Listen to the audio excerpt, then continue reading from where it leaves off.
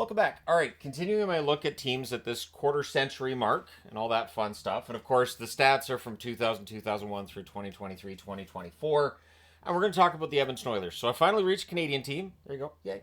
And the Edmonton Oilers have had their struggles overall. They're good now, of course, going to the Stanley Cup final this past year and everything. They seem to be on track to maybe win themselves the Stanley Cup in the near future.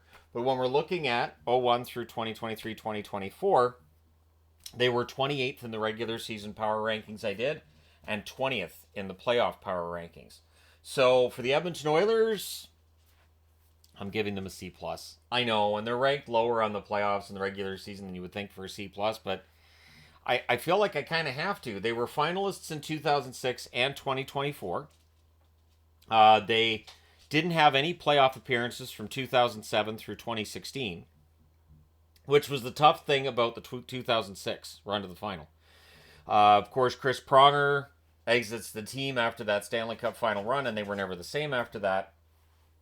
And so, this team has not won a Stanley Cup since 1990. The second most recent Canadian team to win a Stanley Cup, Montreal the most recent with 1993.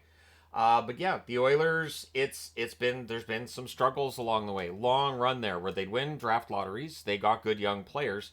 They just couldn't draft outside the first round, and there's always been questions about their development. I think their development system's fine, but there have been some high-profile draft picks who have not panned out or not become the player that they were expected to be. And so it's one of two things. That either people are right about the development or scouts are wrong and the players that were drafted should have been taken later. So there's one or the other. You guys can make up your mind on which one you feel is more accurate.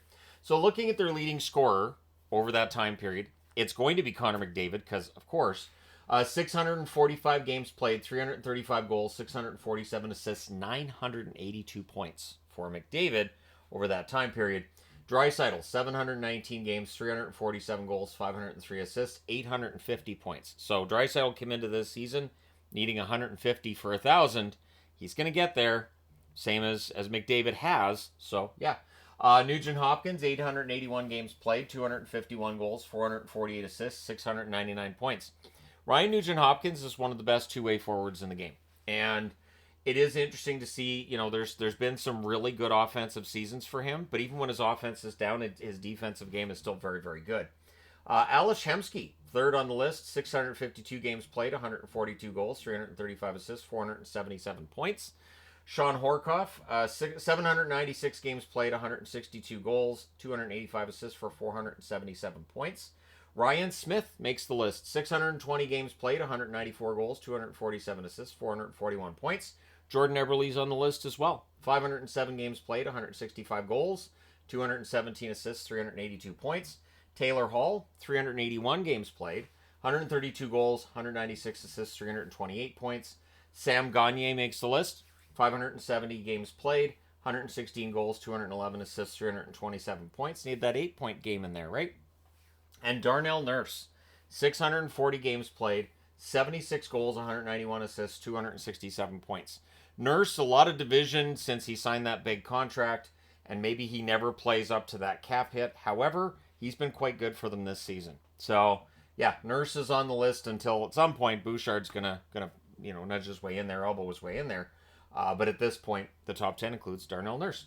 Goaltenders. So it's interesting that the goaltenders on this list start with Tommy Salo. 112, 98, and 36 record, 904 save percentage. I don't think Salo was as bad as a lot of people seem to think. There was a lot of criticism of Salo. He was a good starter. Not necessarily an elite starter, but a good starter. Cam Talbot, record of 104, 95, and 19. 912 save percentage. Talbot was very good. Koskinen, I like Mikko Koskinen. Gotta be honest. 83, 59, and 13 record, 907 save percentage. I know. People are gonna be like, you like everybody. Not necessarily. I just don't talk about which ones I don't like. Rolison, a record of 78, 82, and 24. 909 save percentage for Rolison. Famously added to the team before they went to the Stanley Cup final. Infamously injured in said Stanley Cup final, which still went the full distance, went to 7 games, and it was a great Stanley Cup final in 2006. Not that the 2024 one wasn't either. Of course, this goaltending list, if I included this year's stats, Skinner would be ahead of Rolison. He's definitely got enough wins to get past him at this stage. I just did not include this season's numbers because to make this series a mess. Coaches over this time period. A lot of coaches in Edmonton. A lot of pressure in Edmonton, I think. Also, a lot of years they're outside the playoffs and looking for the right coach to figure this out. It starts with Craig McTavish. Then you got Pat Quinn, Tom Rennie. Rennie's been around. Rennie's been through a number of teams. And I'd kind of forgotten until I started doing this series just how many different teams Rennie's coached. Ralph Kruger, Dallas Aikens. Aikens was highly thought of at the time Edmonton picked him up too. It just didn't work. Todd Nelson, Todd McClellan, so you go from Todd to Todd. McClellan, of course, has bounced around the league a lot.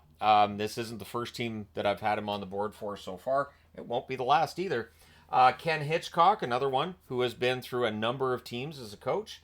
Dave Tippett, yeah, he's been through a number of teams too. Dallas, Arizona come to mind. Jay Woodcroft and Chris Knobloch on the list. So, Knobloch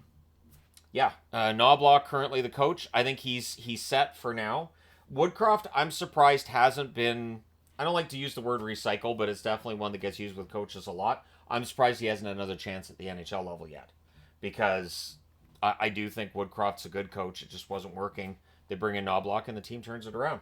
Then you get to general managers, and Canadian teams and general managers, there's always going to be a lot of discussion. You start with Kevin Lowe. Kevin Lowe, there are some who liked the job he did, some who didn't. Steve Tambellini, Craig McTavish, then Peter Chiarelli came in. Chiarelli's a very beloved, not a very beloved GM in general. I will say this for Chiarelli, though. He does perform well on the staff of NHL teams. Just as a general manager, at times he makes decisions which are, we'll call them head scratchers. Head scratchers, at times. Ken Holland, up until this very season, was the general manager. And now it's Stan Bowman, which at the time that was announced, people had opinions on that. I'm sure people still do. But the Edmonton Oilers at this point are a contending team. They are the top team in the Pacific at the time I'm recording this. We'll see if they're still there at the break, of course. But it's been a pretty good run for the Edmonton Oilers over the last, 5 years now? Which is good because they went through a lot of suffering before that. And then you got captains. Doug Waite, Jason Smith. So the second team I've reported on Jason Smith being the captain of. Ethan Morrow. Morrow, I think, is one of those guys who you could say was underrated during his career. I would go that far. Sean Horkoff. Andrew Ferentz was the captain. And then, of course, Connor McDavid. And I felt that when Connor McDavid became the captain that maybe he was too young, maybe he wasn't ready, maybe that was the wrong decision. Maybe I was wrong. McDavid's excelled as a captain, and this team has absolutely been kind of a wagon. I do still wonder, okay, so are they going to win a Stanley Cup with Skinner? Is that the way it's going to go? Are Skinner and Pickard, is that a strong enough tandem to get them there? And I understand they went all the way to the seventh game of the Stanley Cup final this past season, but no two seasons are the same. And so we'll see how things turn out in the playoffs this year, because that last Stanley Cup win, that's now 35 years ago. So that's been a while. There are definitely some doctors in this world that weren't born the last time that the Oilers won a Stanley Cup. This is one of those things, too, where every time I see Canadian team fans arguing with each other, I think to myself, none of us have been good since 93 because none of us have won a Stanley Cup. So I'm not sure why we're all squabbling over which one sucks worse, because that's the case. Maybe the Oilers are going to be that one that finally breaks through and gets that Stanley Cup victory. We'll see what happens in June. But let me know your thoughts in the comments section below. As always, don't forget to hit like and subscribe in the event you may not have done so already. Thank you guys so much for all your support as always. I will talk to you again soon.